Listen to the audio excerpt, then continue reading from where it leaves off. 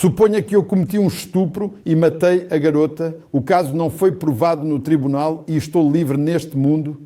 Depois de muito tempo, me arrependi disso diante de Allah. Como sabemos, Allah perdoa qualquer pecado, exceto o shirk. Se Allah me perdoar, onde está a justiça para a garota que eu estuprei e matei? A lei Sharia, será que é algo que deveríamos trazer para o Ocidente? Talvez seja uma boa forma de viver. Talvez seja uma maneira mais moral e adequada de viver. Vou trazer para vocês um vislumbre direto de um doutor, Zakir Naik, provavelmente um imã, certo? Que está nos explicando as leis sobre o que acontece com um homem se ele estuprar uma mulher e quais são as diretrizes.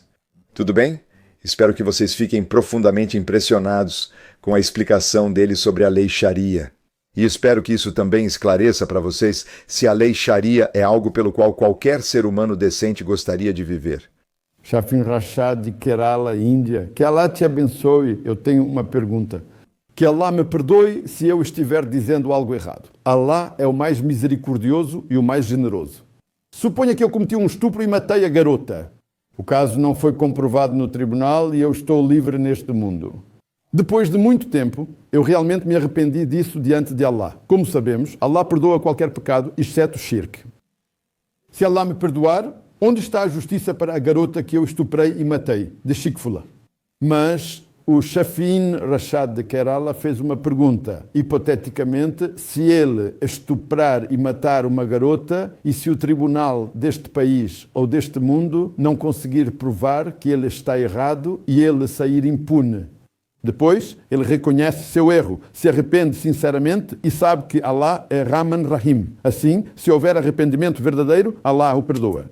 A pergunta dele é, isso seria justiça para a garota que foi estuprada e morta? Primeiro, entenda que Allah diz no Alcorão, Surat Al-Mulk, capítulo 67, versículo 2. Allah criou a morte e a vida para testar quem age melhor. Então, esta vida é um teste para a outra vida. Nós estamos sendo testados. Allah testa pessoas diferentes de maneiras diferentes. Ele testa algumas pessoas dando luxo. Ele testa outras pessoas dando pobreza. Então, Allah testa pessoas diferentes de maneiras diferentes. Agora, em relação a uma pergunta. Então, ele está dizendo que tudo é um teste, que também é um conceito religioso no judaísmo, que tudo é um teste. Mas apenas ouça como ele vai dizer que a garota que foi violentada e não teve escolha estava sendo testada. Você sabe que um teste é quando recebe opções e escolhe entre elas. Quando algo é imposto a alguém, isso não é um teste de forma alguma, segundo qualquer ponto de vista. Isso é algo que é imposto à pessoa. Ouça enquanto essa inteligência fica cada vez mais brilhante. Que se, hipoteticamente, você estuprar uma garota e a matar, e se o tribunal deste mundo não conseguir provar, e então você realmente se arrepender, Allah vai te perdoar, e você diz que muito provavelmente Allah vai te perdoar, e você está certo. Se você cometeu estupro e assassinato, e realmente se arrepender e pedir perdão, como eu disse, existem 5 critérios necessários para o perdão. O primeiro é admitir que o que você fez está errado, admitir o pecado que você cometeu. O segundo é garantir que você pare imediatamente. O terceiro é garantir que você não faça isso novamente. Apenas me explique a diferença entre o número 2 e o número 3. O número 2 é que você vai parar de fazer isso imediatamente. O número 3 é que você não vai fazer isso de novo. Só a inteligência aqui é só, sabe? O número 4 é que você peça perdão a Allah subhanahu wa ta'ala. Se todos esses critérios forem cumpridos, inshallah, Allah vai te perdoar. Sim, ele vai te perdoar. E quanto a pedir perdão para a pessoa? Talvez essa pessoa não esteja mais viva. Se for um assassinato e você não puder mais pedir perdão para ela? Mesmo se você cometeu estupro, que é um grande pecado, e se você cometeu assassinato, também é um grande pecado, mas se você realmente se arrepender, Allah vai te perdoar. Como sabemos, Allah é Ar-Rahman, Ar-Rahim. Agora, chegando à sua segunda pergunta, isso não seria injustiça com a garota que foi estuprada e assassinada? E eu diria que não. Ele diz que não é injustiça com a garota. É impressionante que um ser humano esteja dizendo isso.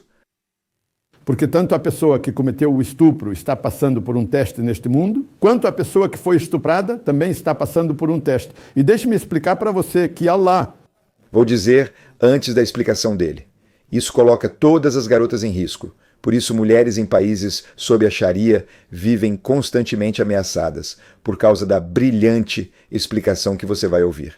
Foram dadas orientações para a mulher de que ela deve se vestir modestamente, deve cobrir todo o corpo, exceto as partes que podem ser vistas, que é o rosto. Agora, se depois de dar todas essas orientações e, hipoteticamente, se essa garota não se veste modestamente, se ela se veste de forma imoral, o que excita as pessoas e o estupro acontece. De quem é a culpa?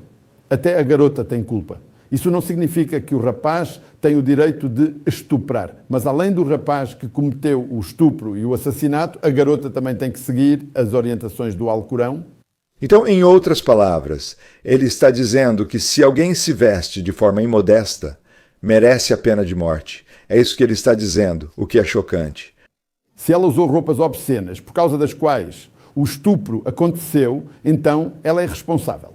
Mas se ela usou roupas normais e mesmo assim a pessoa comete o estupro, então é uma provação para a garota. Ela seguia o conselho de Allah subhanahu wa ta'ala ao usar ou não roupas apropriadas. Se ela não estava, então ela é culpada por atrair os homens para estuprá-la, independentemente de ela usar roupas adequadas ou não. Seja com roupas modestas ou não, não é permitido que um homem estupre uma garota, mas aqui é um teste para ela. Se ela quebrou a Sharia, é responsável. Senão, talvez Allah queira testar se, após ser estuprada, ela ainda crê em Allah subhanahu wa ta'ala. Questionou-se se isso seria injusto com ela. A questão é que Allah quer testar, dando uma prova ainda mais difícil, para ver se mesmo depois de ser estuprada, ela ainda acredita em Allah ou não. Então, independentemente de ela estar obedecendo ao mandamento ou não, se ela está obedecendo ao mandamento, Allah quer testá-la ainda mais para ver se ela ainda agradece a Allah por tudo o que Ele lhe deu. Este é um teste sobre a vida após a morte. Perdoar alguém não significa ser injusto com a mulher.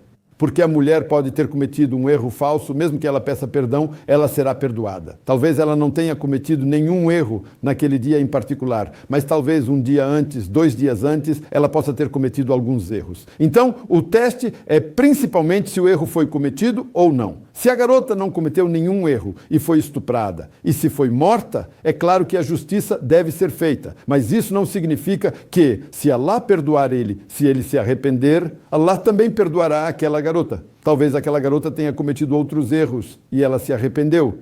Então você não pode dizer que foi feita uma injustiça. A regra de Allah foi estipulada, foi dita muito claramente. E se depois que as regras foram estabelecidas você as seguir, você vai para o Jannah. Se não seguir, então você vai para o inferno. É fascinante ter uma visão interna da lei Sharia e também da filosofia que eles têm, de que tudo é punição. Se algo ruim acontece com você, é punição de Deus. É um contexto muito rigoroso no ambiente em que vivem, onde tudo tem a ver com o seu comportamento e sua punição. Não existe um contexto maior do que esse. É algo muito assustador.